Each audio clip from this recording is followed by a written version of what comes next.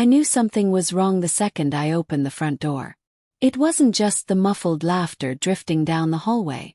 It wasn't just the faint thud of hurried footsteps, the shuffle of bodies too close together.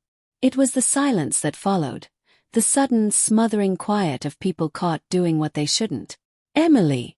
My voice cracked as I set my keys on the table. For a second I prayed I was imagining it. That maybe she had a friend over, that the sound I heard was nothing more than the TV upstairs. But deep down I already knew.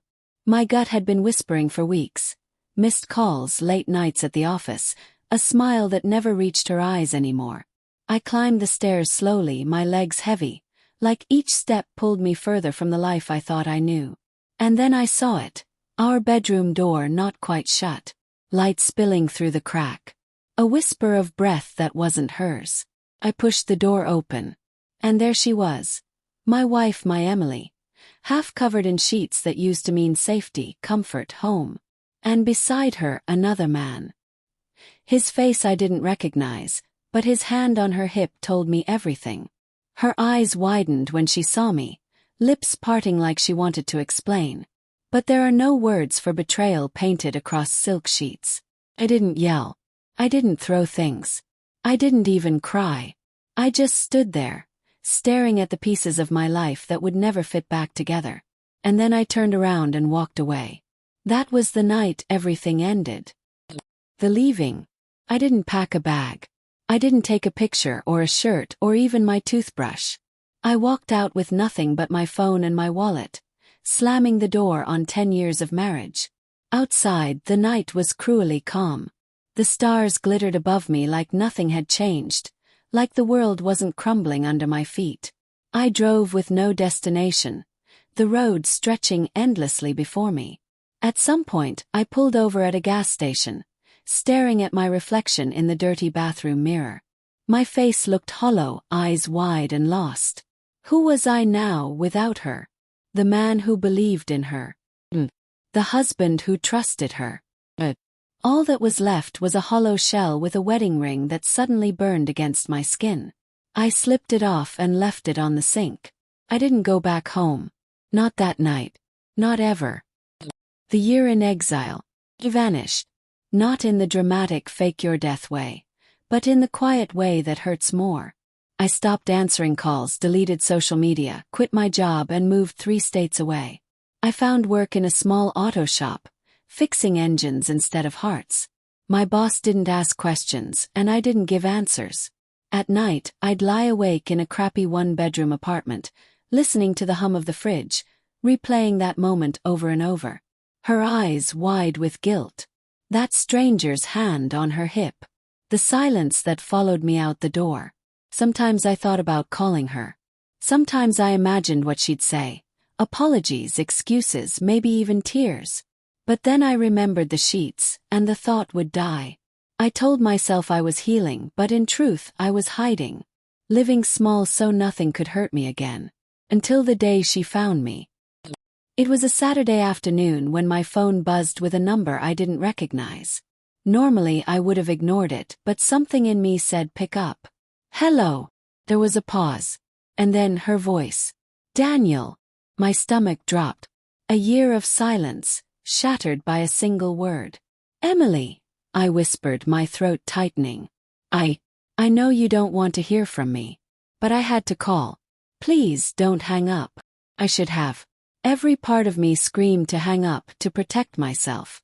But curiosity, the cruelest of instincts, kept me there. "What do you want?" Another pause, heavier this time. Then she said it, the words I'd imagined but never expected to hear. I made a mistake. The biggest mistake of my life. She told me everything, her voice trembling through the static. How the man in our bed was a coworker, someone she swore meant nothing. How it started as flirting, turned into dinners, and then spiraled into something she thought was excitement. But really, it was destruction. "He left me," she said softly. "He used me. And when you walked away, I realized I'd lost everything that mattered. You were everything, Daniel. You always were." Her words should have soothed me, but they cut deeper. Because suddenly I saw the truth. Not just of her betrayal, but of myself. For a year, I'd been living in her shadow, waiting for closure. And here it was, raw and broken. "I'm sorry," she whispered. "I know it's too late, but I had to tell you." I laughed bitterly, the sound foreign in my own throat. "Too late? Emily, you destroyed me. Do you know what it's like to walk away from your whole life in one night? To wonder if you were ever loved at all?" "I did love you," she cried. "I still do. But love isn't enough when trust is gone." "Why now?" I asked. "Why after a year?" "Because I couldn't live with myself anymore. Because every day I wake up wishing I could go back, wishing I could stop myself that night. I thought he was exciting, that he made me feel alive. But it was you, Daniel. It was always you." Her words hung heavy, but they didn't heal. They only reopened wounds I'd tried so hard to stitch shut. "You think an apology erases it? That telling me now changes what you did?" "No," she admitted. "But maybe it gives you the truth. Maybe it lets you see that I was weak, not that you weren't enough." Those words hit differently. For a year I'd blamed myself. Maybe I wasn't attractive enough, successful enough, exciting enough. But hearing her admit it wasn't about me, it was like a crack of light in the darkness.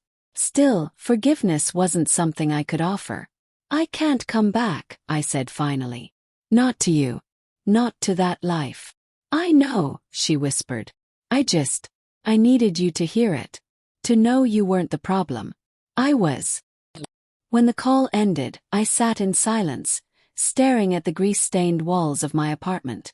For the first time in a year I felt both shattered and free. Her confession didn't fix me, but it untangled the knots I'd carried. It wasn't closure in the way I expected. It was harsher, messier, but it was real. That night, I walked to the small pier by the lake near my apartment. The water was calm, reflecting the stars like shards of glass.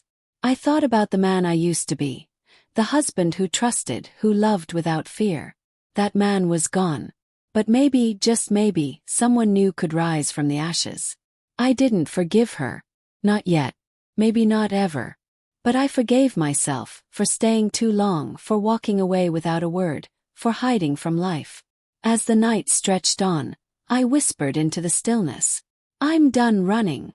And for the first time in a year I meant it.